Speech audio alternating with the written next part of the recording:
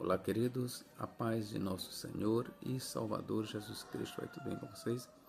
Irmãos, nesta oportunidade, o nosso vídeo vai tratar sobre harmonia, inerrância e inspiração da Bíblia.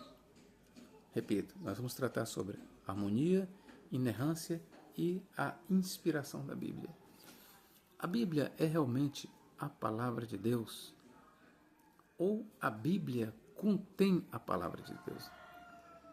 Faz diferença nós dizermos que a Bíblia é a palavra de Deus para dizer que ela contém a palavra de Deus? Faz uma capital diferença. Realmente há diferença. Se você afirma que a Bíblia é a palavra de Deus, você está afirmando uma coisa. E quando você afirma que a Bíblia contém a palavra de Deus, logo você está negando que a Bíblia seja a palavra de Deus. Ok? Então é sobre este assunto que nós vamos tratar neste vídeo. Eu convido você para lermos a segunda carta de Paulo a Timóteo, capítulo 3, e aí a gente vê os versículos 14 até 16. Tu, porém, permanece naquilo que aprendestes, e de que foste inteirado, sabendo de quem o tens aprendido, e que desde a tua meninice sabes as sagradas Escrituras, que podem fazer-te sábio para a salvação pela fé que há em Cristo Jesus. Toda a Escritura é divinamente inspirada. Quero que você foque bem neste último versículo aqui. Versículo 16. Toda a Escritura é divinamente inspirada e proveitosa para ensinar, para repreender, para corrigir, para instruir em justiça, para que o homem de Deus seja perfeito e perfeitamente instruído para toda boa obra. Ok, queridos. Aqui nós temos, principalmente no versículo 16 do capítulo 3, 2 Timóteo, esta declaração: toda a Escritura é divinamente inspirada e proveitosa para ensinar, para repreender, para corrigir, para instruir em justiça. Nós vamos aqui procurar vamos ler primeiras passagens aqui, que falam sobre a questão da Bíblia, da sua inspiração. Segunda Pedro 1, 20 e 21, o que diz aqui?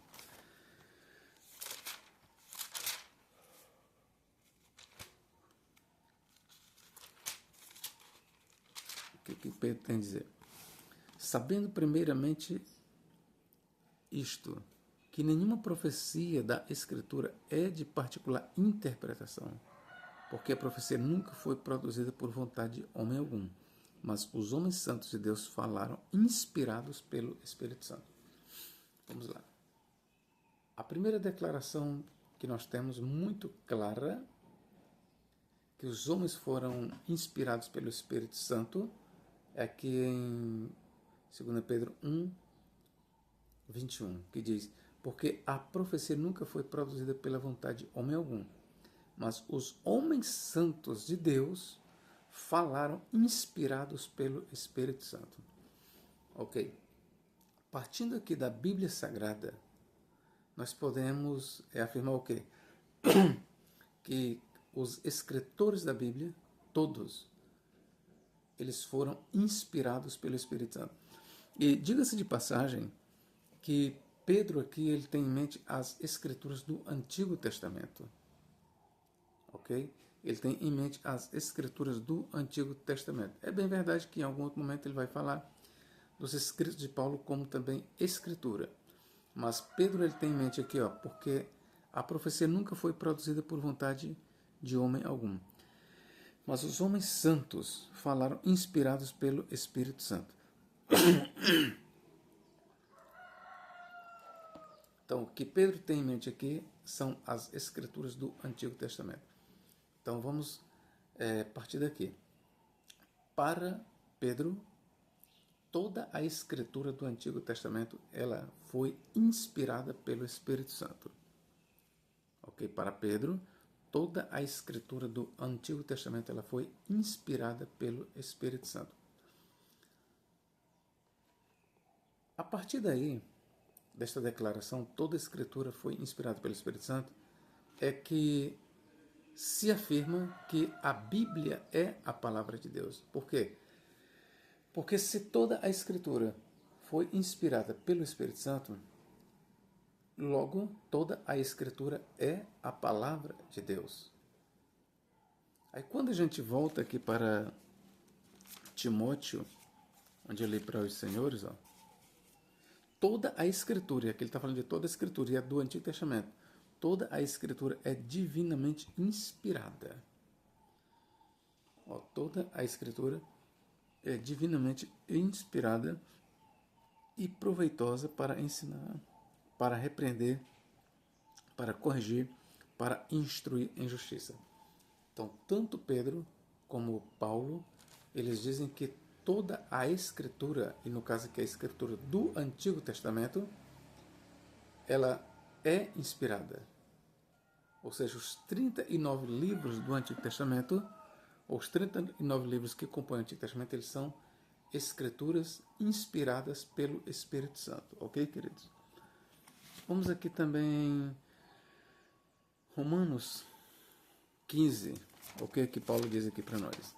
Eu estou lendo primeiro que passagens, depois a gente vai entrar mais a fundo nesta questão. Okay? Primeiro eu estou dando a conhecer a você ou a vocês as passagens que falam sobre a Bíblia como um livro inspirado, ou as Escrituras. Romanos 15 e versículo 4. O que diz aqui? Porque tudo o que dantes foi escrito, Paulo se refere ao Antigo Testamento, para nosso ensino foi escrito, para que, pela paciência e consolação das Escrituras, tenhamos esperança. O que Paulo diz? Porque tudo quanto dantes foi escrito para nosso ensino, ou seja, nossa instrução, para o nosso aprendizado, foi escrito para que, pela paciência e consolação das Escrituras, tenhamos esperança. E quando Paulo fala aqui em Escritura, tenha em mente que ele está falando das Escrituras sagradas do Antigo Testamento. 1 Coríntios 10, 11, é o que ele diz aqui. 10, 11. Ora, todas essas coisas lhes sobrevieram como figuras e estão escritas para aviso nosso, para quem já são chegados os fins dos séculos. Quando você vai voltar aqui à leitura, você vê que Paulo está trazendo exemplos ou narrativas do Antigo Testamento. Então, mais uma vez, Paulo ele faz uma referência a acontecimentos registrados no Antigo Testamento. Ok, queridos? Bom, recapitulando aqui o tema que eu estou tratando é sobre harmonia, inerrância e inspiração da Bíblia. Bom, das três coisas, harmonia, inerrância e inspiração da Bíblia, à luz do próprio texto sagrado, eu posso já lhe dizer que a Bíblia ela foi inspirada pelo Espírito Santo. Ok? A partir daquilo que a gente pode extrair da boca dos próprios autores sagrados, nós já podemos dizer para você que eles sustentaram que toda a Escritura Sagrada, e aqui a gente aproveita para incluir o Novo Testamento, ok? Mas na frente eu vou falar direitinho sobre essa questão. Por enquanto, vamos ficar aqui apenas na declaração das Escrituras no que diz respeito ao Antigo Testamento. Então, toda a Bíblia foi inspirada pelo Espírito Santo, segundo o apóstolo Paulo e segundo o apóstolo Pedro. Ok, queridos? Então, já temos aqui uma resposta. Harmonia, inerrância e inspiração da Bíblia. A Bíblia ela foi inspirada pelo Espírito Santo? Sim. Agora, outra questão é, isso significa que a Bíblia, por ser inspirada pelo Espírito Santo, isso significa que ela é a palavra de Deus? Ou apenas que ela contém a palavra de Deus? Bom, a resposta nós vamos deixar mais para frente. Mas eu gostaria que você continuasse aqui me ouvindo. Vamos lá. Primeiro, já que a Bíblia foi inspirada pelo Espírito Santo, a inspiração, que eu vou ler, a inspiração da Bíblia não isenta os escritores de... Primeiro ponto, veja bem, a inspiração da Bíblia, o fato de os autores terem escrito, falado sobre a ação do Espírito Santo, não isenta eles de quê? Por exemplo, não isenta os autores que escreveram os evangelhos, aqui nós vamos entrar no Novo Testamento. Por exemplo, Lucas, ele escreveu o seu evangelho. Foi inspirado pelo Espírito Santo? Foi. Mas isso não isentou Lucas, prestar bem atenção, a inspiração não isenta os autores de fazer uma pesquisa acurada, cuidadosa, ou seja, uma investigação dos fatos. E para que os autores façam isso, eles têm que usar a sua faculdade, o seu livre-arbítrio. Daí nós já tiramos aquela ideia de que o homem inspirado ele é um homem robótico, ou seja, que ele está totalmente guiado pelo Espírito Santo, que ele está totalmente guiado por Deus e que ele não tenha liberdade para escolher o que vai investigar ou o que não vai investigar. Não é assim. Eu vou lhe mostrar aqui em Lucas que escrever sob a inspiração do Espírito Santo não tira a liberdade do homem de escolher temas e assuntos e selecionar. Vamos aqui para Lucas capítulo 1.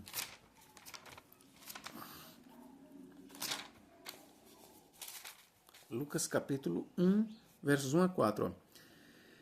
Tendo, pois, muitos empreendido por em ordem a narração dos fatos que entre nós se cumpriram, aqui Lucas já está declarando que quando ele escreveu já tinham outros escritos sobre Cristo, segundo nos transmitiram os mesmos que os presenciaram desde o princípio. Veja que Lucas aqui ele diz o que é o segundo, nos transmitiram os mesmos que os presenciaram desde o princípio. Ou seja, ele está dizendo que pessoas que presenciaram os fatos concernentes a Cristo, eles escreveram e transmitiram para Lucas.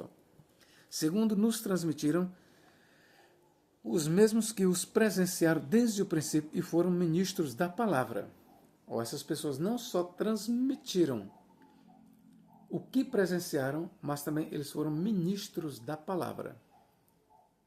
Ok? É Lucas quem está dizendo. Pareceu-me também a mim conveniente descrevê-lo a ti, ó excelente Teófilo, por sua ordem, havendo-me já informado minuciosamente de tudo desde o princípio, para que conheças a certeza das coisas de que já estás informado. Ou seja, Lucas ele passaria a escrever sobre Jesus, sobre o seu ministério, mas ele aqui diz claramente que Teófilo ele já estava informado sobre estas coisas. Então, Lucas ele deixa bem claro que ele fez uma investigação, ele fez um apanhado, ele foi atrás dos fatos.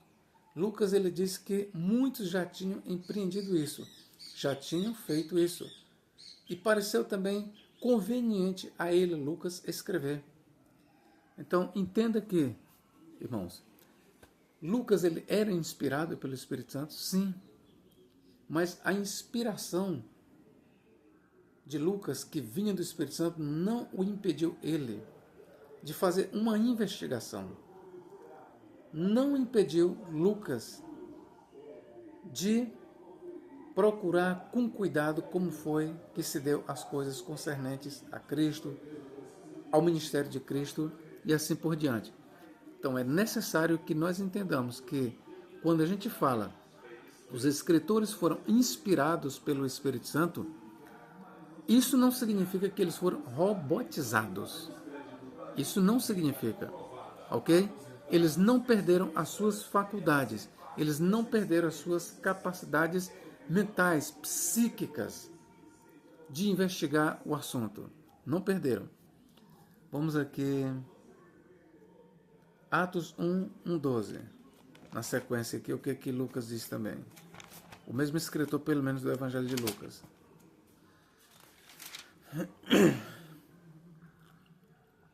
Fiz o primeiro tratado, ó Teófilo, ele se refere a Lucas, acerca de tudo que Jesus começou não só a fazer, mas a ensinar, até ao dia em que foi recebido em cima, depois de ter dado mandamentos pelo Espírito Santo aos apóstolos que escolhera. Então, a primeira coisa que nós estamos destacando aqui é que dizer que a Bíblia foi inspirada pelo Espírito Santo não isenta os seus escritores de fazerem uma pesquisa. E nesta pesquisa eles não são robotizados. eles escolhem o que vão pesquisar. Professor, mas eles são inspirados? Bom, eles mesmos disseram que são inspirados. A igreja assumiu isso, a igreja assinou embaixo que toda a Bíblia Sagrada, Antigo e Novo Testamento, são inspirados pelo Espírito Santo. Ok? A igreja, ela diz que toda a Bíblia Sagrada é inspirada pelo Espírito Santo. E aqui eu estou dizendo para você que inspiração não isenta os escritores de eles procurarem, investigarem, saber realmente das coisas. Ou seja, não isenta eles de usarem as suas faculdades. Vamos lá. Inspiração da Bíblia não isenta os escritores de, vamos para o segundo ponto, de usar obras apócrifas. Espera aí, professor. Eu nunca ouvi isso nos meus seminários, no meu curso teológico. Passei 4 anos fazendo um curso teológico. Nunca alguém me ensinou isso. Que dentro da inspiração da Bíblia, ou seja, dentro da ação dos escritores da Bíblia, eles sendo homens inspirados, nunca ninguém me disse que eles deram de mão a livros apócrifos, que eles fizeram uso de livros apócrifos. Se você não ouviu isso, pois você está ouvindo pela primeira vez aqui. Ok? Este é um vídeo bem diferente sobre inerrância, harmonia e inspiração da Bíblia Sagrada. E o segundo ponto que nós vamos mostrar é: os autores bíblicos, eles usaram obras apócrifas. Vamos aqui para começar aqui em 2 Timóteo 3:8. 2 Timóteo 3:8, o que o apóstolo Paulo diz aqui?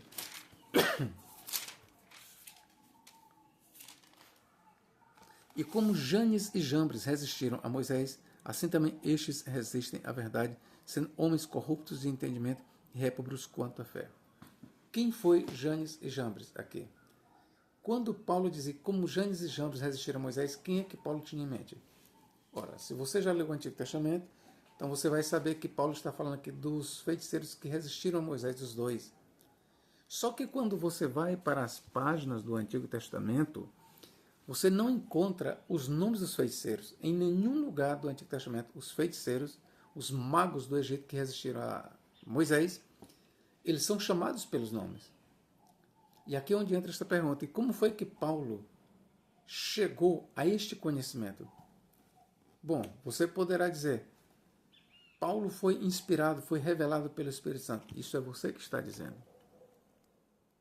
Isso é você que está dizendo. O próprio Paulo não está dizendo, a Bíblia não sugere isso, e eu vou lhe dizer que ele usou, sim, obras judaicas extracanônicas. Tem um escrito antigo atribuído a Jonathan ben Uziel, Targum de Jonathan ben Uziel, e lá nesse escrito, ele é um escrito judaico, ele é da época de Paulo.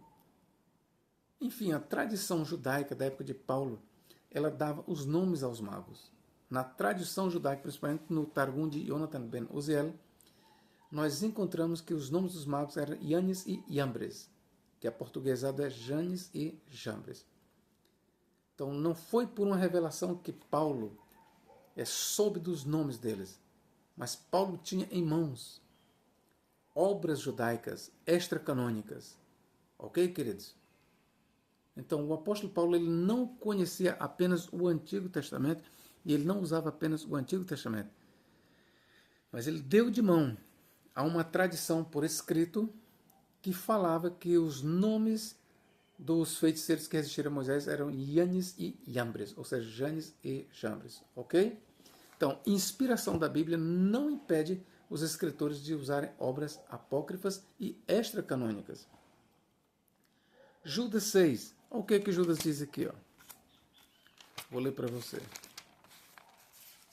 Judas, vou para 2 Pedro 2,4. Porque se Deus não poupou aos anjos que pecaram, mas havendo-os lançado no inferno, os entregou às cadeias da escuridão, ficando reservados para o juízo. Lá em Judas 6 nós temos um paralelo. Deus não perdoou aos anjos que não guardaram seu principado, mas os amarrou em cadeias eternas no Tártaro até o dia do grande juízo. Tanto Judas como Pedro estão falando da prisão dos anjos no inferno, no Tártaro. E a questão é, de onde é que Judas e Pedro tiraram esta ideia de que os anjos que não guardaram o seu principado nas regiões celestiais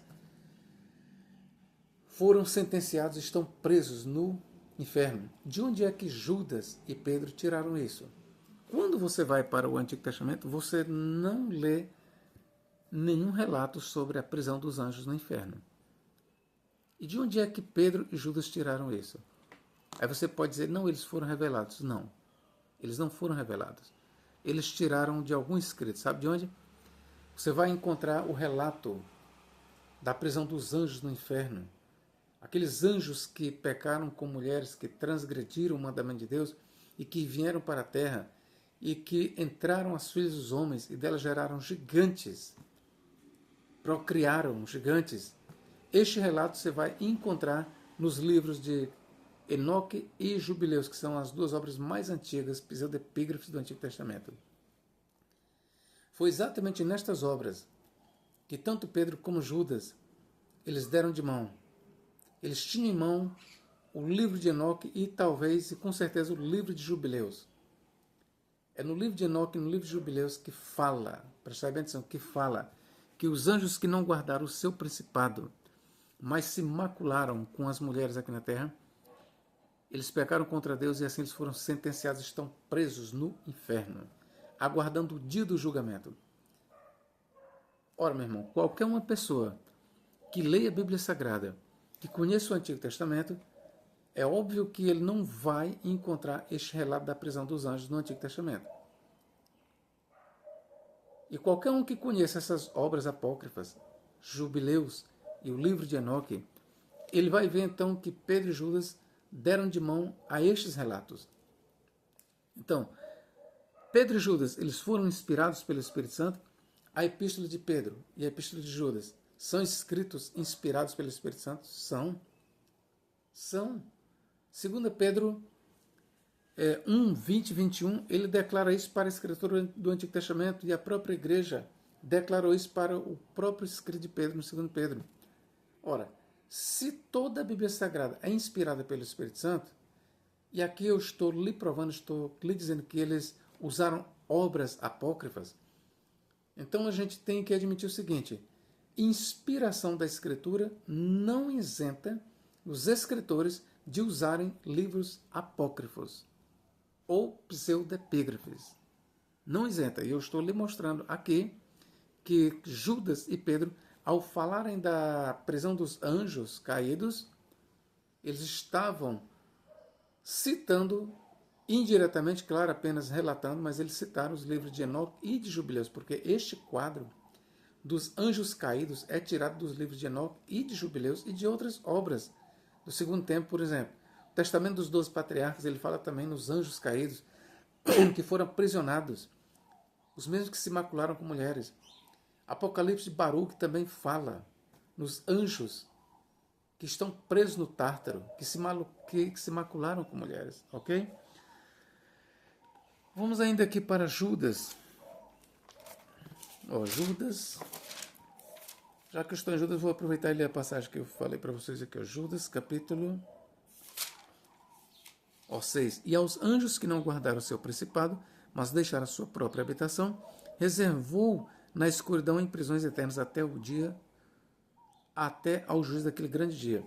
E vale lembrar que tanto Judas como Pedro, eles estão falando aqui de Gênesis capítulo 6, verso 2, que diz: E aconteceu que quando os homens começaram a multiplicar-se sobre a terra, e lhes nasceram filhas, que viram os filhos de Deus, no hebraico Venei Ha Elohim, que as filhas dos homens eram formosas, e tomaram para si mulheres dentre todas que lhe agradaram. E destas mulheres, diz Gênesis, destas mulheres nasceram gigantes. E eles foram chamados gigantes. Eles foram os homens de renome na antiguidade, os gigantes. Este relato de Gênesis 6, 2 a 4, ele é desenvolvido nos livros de Enoque e no livro de Jubileus. E como eu já falei, Pedro e Judas, quando ele fala nos anjos caídos, o relato de anjos aprisionados no Tártaro é tirado do livro de Enoque e do livro de Jubileus. E os livros de Enoque e de Jubileus estão interpretando Gênesis 6, 2. Ok, queridos? Quero lembrar-vos também que nos manuscritos mais antigos da Septuaginta, quando nós lemos no hebraico Venei Ha Elohim, os 70 traduziram por anjos de Deus. A Septuaginta diz exatamente assim: e quando os homens começaram a multiplicar sobre a face da terra, viram os anjos de Deus que as filhas dos homens eram formosas. Então começa logo na Septuaginta. Antes de ser escrito o livro de Enoque, antes de ser escrito o livro de Jubileus, foi escrito exatamente o Pentateuco, ou seja, a Torá em grego, que nós chamamos de a Septuaginta, que inicialmente foi traduzido apenas o Pentateuco, ou seja, a Torá, Gênesis, Êxodo, Levítico, Números e Deuteronômio. Então, os 70, na versão dos 70 as mais antigas, eles traduzem Venei Ha Elohim, filhos de Deus, por anjos de Deus. Esta versão ela foi usada por Filon de Alexandria, no seu tratado Os Gigantes. Filon, ele usa esta versão: viram os anjos de Deus que as filhas dos homens eram formosas. Flávio Joséfo, ele também tinha a Septuaginta em mãos. E Flávio Joséfo, ele também conta a história que os anjos se macularam com mulheres e geraram uma prole de gigantes. Livro de Jubileus também segue a versão da Septuaginta. Livro de Enoque também. Então veja, nas versões mais antigas da Septuaginta, nós traduzimos Venei Ha Elohim por anjos de Deus e não simplesmente por filhos de Deus. É bem verdade que alguns outros códices da Septuaginta trazem filhos de Deus, mas os mais antigos, pelo menos usados por Flávio Joséfo, usado por Filon de Alexandria, usado até mesmo por Santo Agostinho, no IV século da era cristã, eles dizem anjos de Deus. Ok? A bem da verdade, Santo Agostinho ele usa os dois códices. Santo Agostinho ele usa tanto o códice da Septuaginta que diz anjos de Deus como que diz filhos de Deus. Ok? Vamos aqui. Continuar. Judas 14, é o que diz aqui. E destes profetizou também Enoque, o sétimo depois de Adão, dizendo: eis que é vindo o Senhor com milhares de seus santos, para fazer juízo contra todos e condenar dentre eles todos os ímpios por todas as suas obras de impiedade, que impiamente cometeram, e por todas as duras palavras que ímpios pecadores disseram contra ele. De onde é que... Ora, nós acabamos de ler aqui em Judas 14, 15. E veja que Judas aqui é o que ele diz. E deste profetizou também Enoque, o sétimo depois de Adão. E Judas ele cita integralmente, na íntegra, uma profecia de Enoque. Ora, o Enoque que Judas está falando aqui não é outro senão o Enoque de Gênesis capítulo 5. Só que quando a gente vai para o Antigo Testamento, em nenhum lugar você vai encontrar uma profecia de Enoque referente à vinda de Jesus Cristo. Referente à vinda do Senhor, para julgar os ímpios. E de onde é que Judas tirou isso? Do livro de Enoque. Leia o capítulo 1. Enoque, capítulo 1, e verso 9. E você vai ver que esta profecia aqui citada por Judas, profecia que ele disse que foi de Enoque, ela está exatamente no primeiro livro de Enoque. Com isso, meu irmão, eu estou lhe mostrando aqui que inspiração não impede os autores de usarem livros apócrifos. Não impede. Ok? Não impede. Se impedisse, Judas, não tinha dado de mão do livro de Enoque. Judas 9. Vamos aqui. Outra citação que não está na Bíblia. Mas o arcanjo Miguel, quando contendia com o diabo e disputava acerca ou a respeito do corpo de Moisés, não ousou pronunciar juízo de maldição contra ele, mas disse: o Senhor te repreenda. Bom, Judas aqui ele está narrando uma briga entre o arcanjo Miguel e o diabo sobre ou por causa do corpo de Moisés. Moisés ele havia falecido, isso está escrito no Deuteronômio. Ele foi enterrado pelo próprio Senhor e ninguém sabe até o dia de hoje onde ele foi enterrado. Mas o interessante aqui é que Judas ele faz menção a uma briga, uma treta, uma disputa entre Miguel e o arcanjo Miguel e Satanás. Quando a gente vai para o Antigo Testamento, isso não se encontra. A gente encontra sobre o sepultamento de Moisés, sim, mas nós não encontramos este relato que Judas está falando sobre uma demanda, uma briga entre o arcanjo Miguel e Satanás, acerca do corpo de Moisés. E de onde foi que Judas tirou isso? Ora, de acordo com Orígenes, um dos mais antigos pais da igreja, ele diz que Judas aqui ele fez uso de uma obra muito antiga chamada A Assunção de Moisés, ou Testamento de Moisés. Então, Orígenes ele vai dizer que é no Testamento de Moisés ou na Assunção de Moisés, outros dizem que são dois livros separados, seja como for. No Testamento de Moisés, segundo Orígenes, ele diz que é que se encontra este relato aqui que Judas diz, que o arcanjo Miguel contendia com o diabo por causa do corpo de Moisés. Pois bem, eu tenho esse escrito, A Assunção de Moisés, e ele está em fragmento. Aliás, todos os que têm esta obra, A Assunção de Moisés, ou o Testamento de Moisés, não está completo. Como não está completo, poderia ser que realmente Orígenes tinha a obra completa e que continha isso realmente. Mas nós não temos como saber disso. Uma coisa é certa. Realmente a citação de Judas aqui é extraída de uma obra fora da Bíblia Sagrada. Realmente, uma coisa, Orígenes tem razão. Que a citação que Judas faz aqui da contenda envolvendo o arcanjo Miguel com o diabo sobre o corpo de Moisés é extraída de uma obra apócrifa, extracanônica. Logo, é fato que os escritores bíblicos, ainda que fossem inspirados pelo Espírito Santo, todavia eles fizeram uso de obras fora da Bíblia Sagrada, obras que por nós hoje são consideradas apócrifas, e até na época deles mesmos. Ok? Estas obras, a Assunção de Moisés, Livro de Enoque, Livro de Jubileus, eles não entraram no cânon judaico, mas já eram usadas e já eram bem conhecidas. E a gente vê que Judas, aqui no versículo 9, ele faz uso de uma obra não canônica, que nós consideramos obra apócrifa. Ok? Vamos lá. A inspiração da Bíblia não isenta os escritores de, nós já mostramos dois pontos, não isenta eles de pesquisar, não isentou eles de usar obras apócrifas. Terceiro, de fazer citações equivocadas. Exemplo, Mateus cita uma profecia de Zacarias, capítulo 11, versos 12 e 13, atribuindo a Jeremias. Eu vou ler aqui para você, ó, Mateus 27, 9 e 10. Mateus 27, 9 e 10.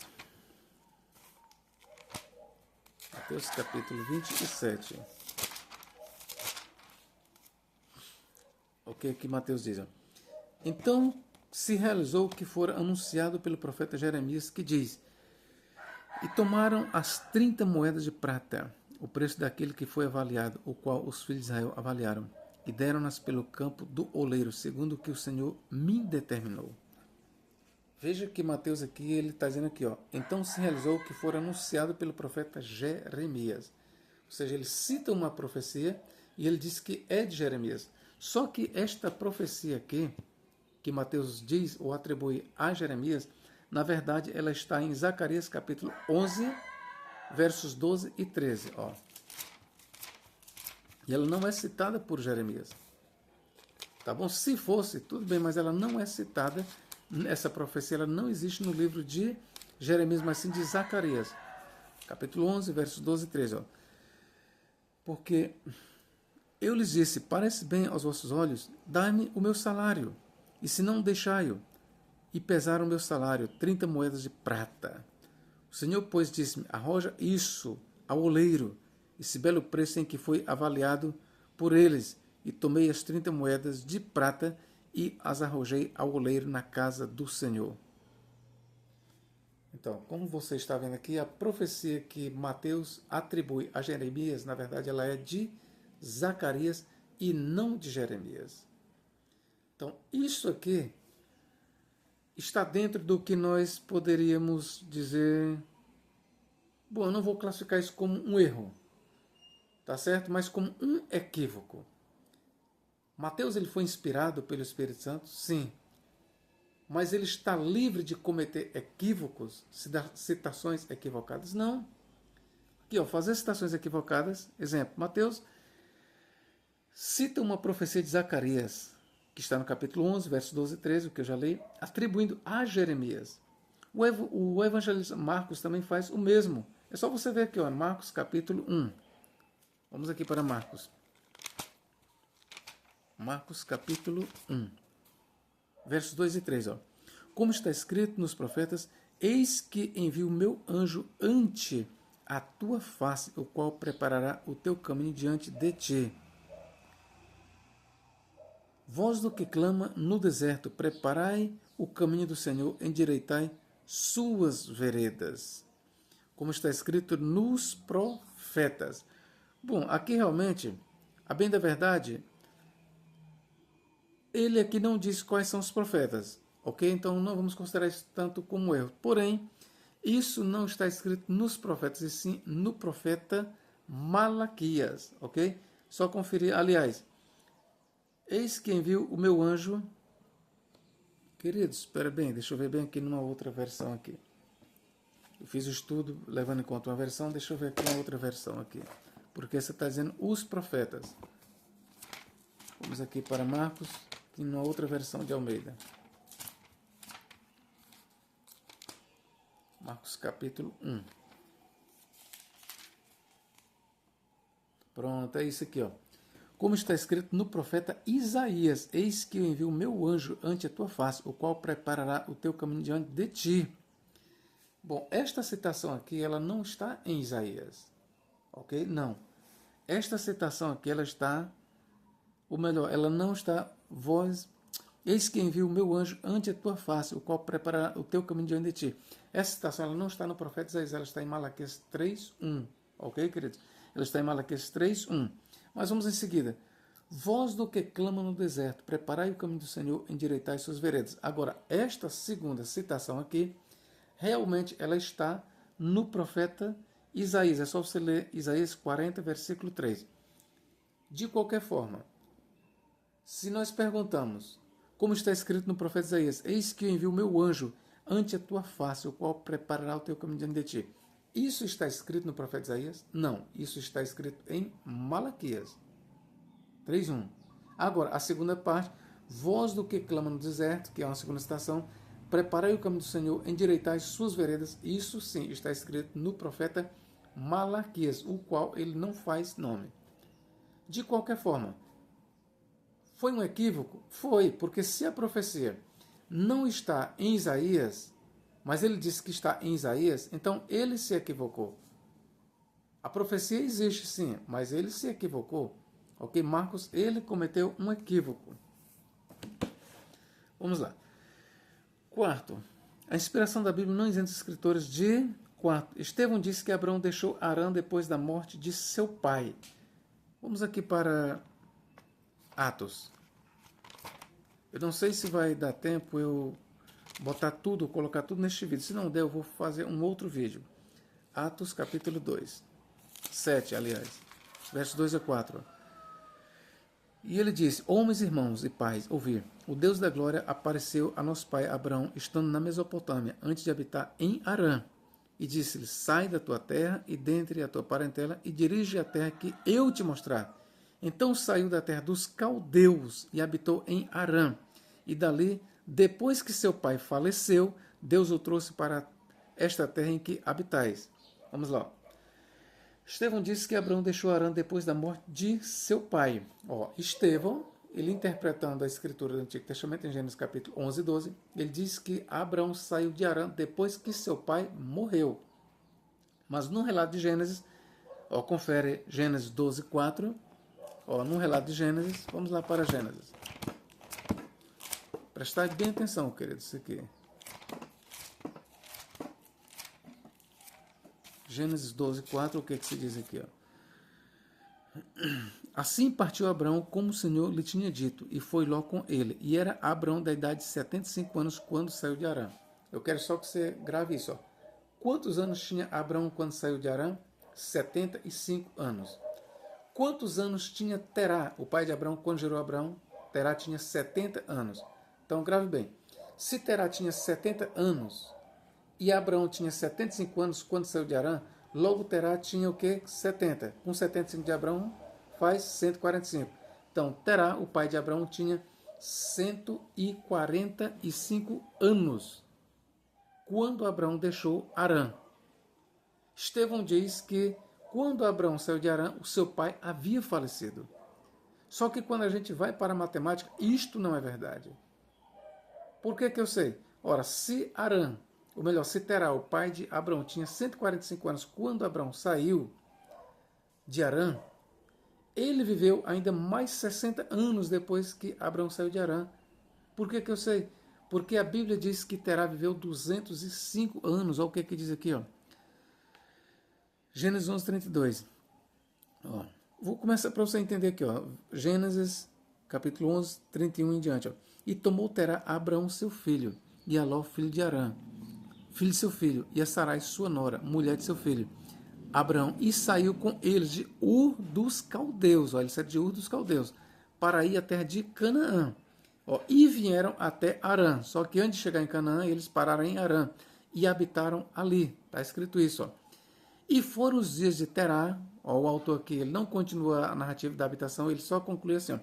E foram todos os dias de Terá 205 anos e morreu Terá em Harã. Ora, onde foi que Terá morreu? Em Harã. Morreu com quantos anos? Com 205 anos. Ele morreu com 205 anos. Prestai bem atenção. Abraão saiu de Harã, tinha quantos anos? 75. Terá gerou Abraão quantos anos? Com 70. Então, 70 com 75 dá 145. Quando Abraão deixou Harã, a terra, seu pai estava com 145 anos. Logo, sendo que Terá morreu com 205 anos, ele continuou vivo depois que Abraão saiu de Harã por 60 anos. Então veja que a gente tem que fazer uma leitura atenciosa usando a matemática. Então a leitura ela não é tão cronológica como a gente pensa assim, ó, porque o que Estevão pensou foi isso, ó. Quando Estevão leu bem aqui, ó como foi a leitura de Estevão, foi exatamente isso aqui, ó. 11:32. E foram os dias de Terá 205 anos e morreu em Harã. Aí aqui ele usou como se fossem acontecimentos cronológicos, ó. 12. Ora, o Senhor disse a Abraão: sai da tua terra, da tua parentela e da casa de teu pai para a terra que eu te mostrarei. Ora, o que foi que Estevão concluiu?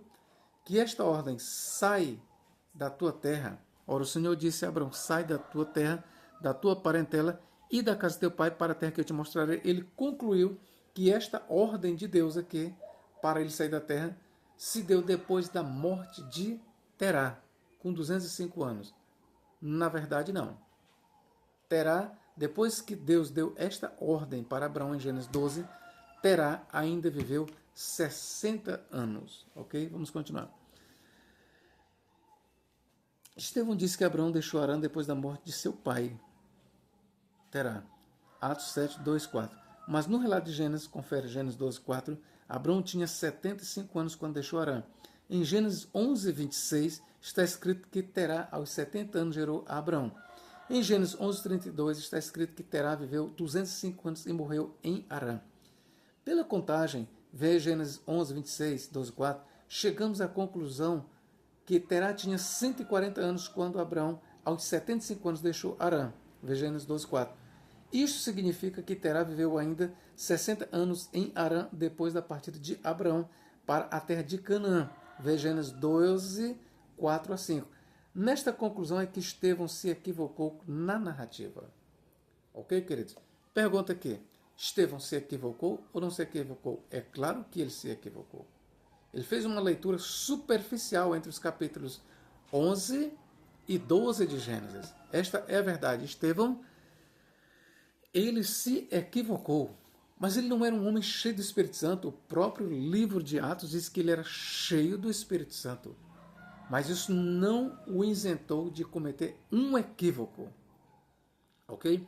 Então saiba, queridos, que quando a gente diz a Bíblia é um livro inspirado pelo Espírito Santo, os escritores foram inspirados pelo Espírito Santo, mas isso não os isentou de cometer gafe, de cometer erros cronológicos e até mesmo teológicos. Por teológico eu digo por citação da Escritura, certo? Vamos lá. Quinto ponto. A inspiração da Bíblia não isenta os escritores de... A inspiração não impede um escritor de discordar do outro sobre o mesmo assunto. Vamos aqui, queridos. Aqui eu vou chamar você para nós lermos isso bem aqui.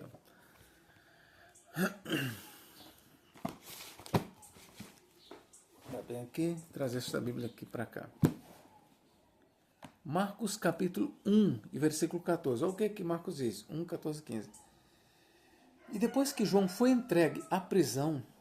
depois que João Batista foi entregue à prisão, veio Jesus para a Galileia, pregando o evangelho do reino de Deus, dizendo: o tempo está cumprido, o reino de Deus está próximo, arrependei-vos e crede no evangelho. O que Marcos está dizendo? Que o ministério de Jesus, o ministério público de Jesus só começou a pregar depois que João foi encarcerado. Depois que João sai de cena, é que o ministério de Jesus começa. Ok? Primeiro teve que João Batista ser encarcerado, para depois Jesus começar o seu ministério público. Pergunto para você, Marcos foi inspirado pelo Espírito Santo para escrever? Você diz que sim. Ok, foi. Só isso, então vamos guardar essa informação. Mateus 4,12, o que Mateus diz também? Mateus 4,12, ele também vai concordar com a visão de Marcos. Jesus, porém, ouvindo que João estava preso, voltou para a Galileia. Versículo 17. Desde então começou Jesus a pregar e dizer: arrependei-vos, porque é chegado o reino dos céus. Mateus também ele concorda com Marcos, ele vai dizer que João Batista só deu início ao seu ministério público depois que João foi preso, e não antes. Vamos aqui para Lucas 3:20. Ok? Lucas capítulo 3. O que Lucas diz aqui? E acrescentou a todas as outras ainda esta, a de encerrar João no cárcere. O que ele está dizendo aqui é que Herodes colocou João no cárcere, ou seja, prendeu. Certo? Então, guarde bem. Lucas ele está narrando o encarceramento de João o Batista a mandado de Herodes. Agora vamos aqui para Lucas capítulo 4. É uma coisa subsequente. Versos 4 a 19. O que diz aqui?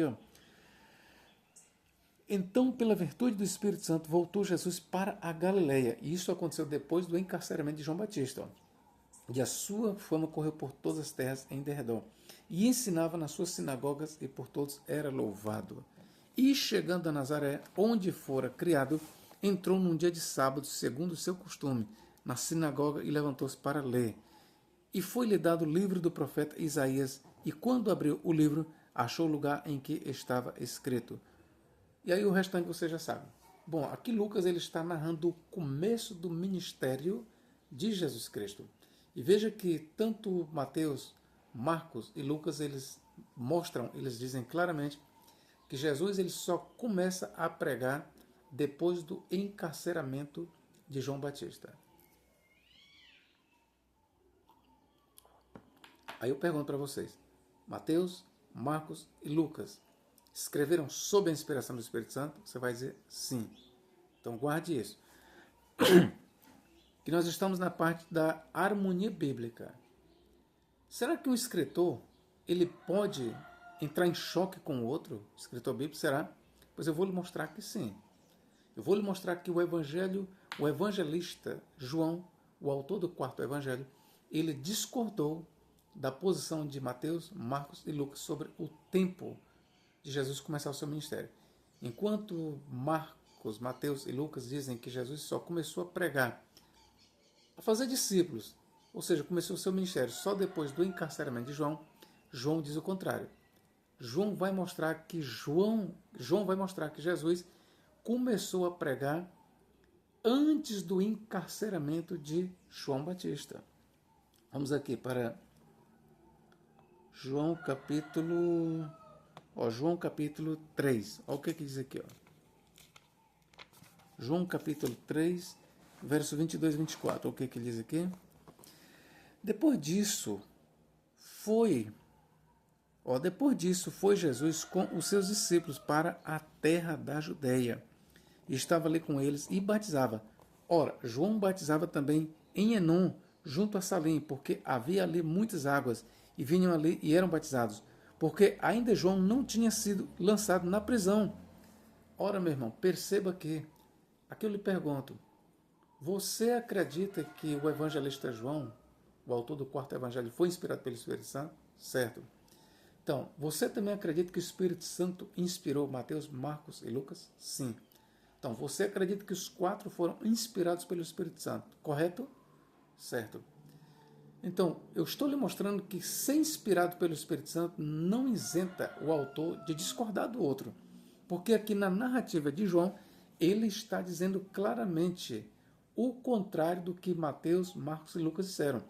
Veja que em Marcos 1, 14 e 15 diz que somente depois do encarceramento de João Batista é que Jesus começou a pregar o Evangelho. Mas João, por incrível que pareça, se ele conhecia essas obras, o que ele diz? Ó, João 3, 24. Porque ainda João não tinha sido lançado na prisão. Houve então uma questão entre os discípulos de João e um judeu acerca da purificação. Aqui, olha o que João diz. Ó. E foram ter com João e disseram-lhe, Rabi, aquele que estava contigo, além do Jordão, do qual tu deste testemunho, ei-lo batizando, e todos vão ter com ele. Então veja que João Batista ainda estava solto quando Jesus estava já exercendo seu ministério. João respondeu e disse, o homem não pode receber coisa alguma se lhe não for dada do céu. Vós mesmos sois testemunhas de que diz, eu não sou Cristo, mas sou enviado diante dele. Aquele que tem esposa é o esposo, mas o amigo do esposo, que lhe assiste e o ouve, alegra-se muito com a voz do esposo. Assim, pois, já essa minha alegria está cumprida, ou seja, o ministério de João estava prestes a encerrar, mas ainda não tinha se encerrado. E o ministério de Jesus já tinha começado. É necessário que ele cresça, ele está falando de Cristo, e que eu diminua. Aquele que vem de cima é sobre todos, aquele que vem da terra é da terra e fala da terra, aquele que vem do céu é sobre todos. Ok, meus irmãos? Então aqui está, o que João está mostrando? Que Jesus ele começou o seu ministério, começou a fazer discípulos antes mesmo de João Batista ser encarcerado. Então, o Espírito Santo inspirou a Mateus, Marcos, Lucas e João. Sim, a Bíblia ela é inspirada. Mas eu estou lhe mostrando que inspiração não isenta os escritores sagrados de terem os seus próprios pontos de vista e de até entrar em choque um com o outro. Isso não isenta. E isso tanto é verdade na escrita como no entendimento teológico. Você vê que lá em Gálatas, a gente vê que houve lá uma treta entre o apóstolo Paulo e o apóstolo Pedro sobre a questão da circuncisão, sobre a questão de comer ou não comer com os gentios, sobre a questão da lei. Você vê então que Paulo, ele discordou, ele repreendeu a Pedro na cara de todos. Ora, Paulo naquele momento com Pedro, eles tiveram o mesmo pensamento? Não. Por mais desdobro que você invente, não, eles não comungaram da mesma ideia. Não comungaram, ok? Eu vou lhe mostrar bem aqui em Gálatas, deixa eu ver se eu encontro isso aqui. Não estava no meu script isso, mas vamos lá. Gálatas, vamos ver. Capítulo...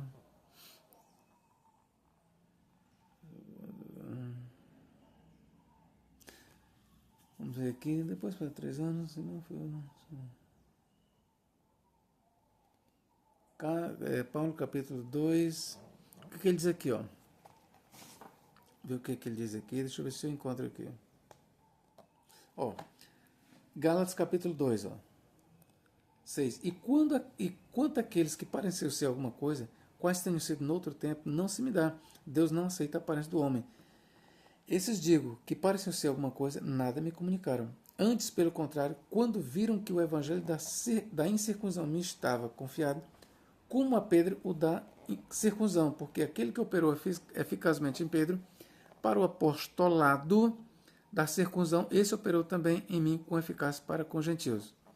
Deixa eu ver bem aqui. Versículo 11. E chegando Pedro a Antioquia, lhe resisti na cara, porque era repreensível, porque antes que alguns tivessem chegado da parte de Tiago, comia com os gentios, mas depois que chegaram, se foi retirando e se apartou deles, temendo os que eram da circuncisão. Tá bem aqui, queridos? Isso não isenta os escritores, ok, de irem contra o outro, ok? Isso não isenta, meus queridos. Ok, meu irmão? Então, por aqui eu vou ficando, ok, queridos? Que Deus em Cristo nos guarde, nos abençoe agora e para todos sempre. Mas eu vou continuar este vídeo em outra oportunidade.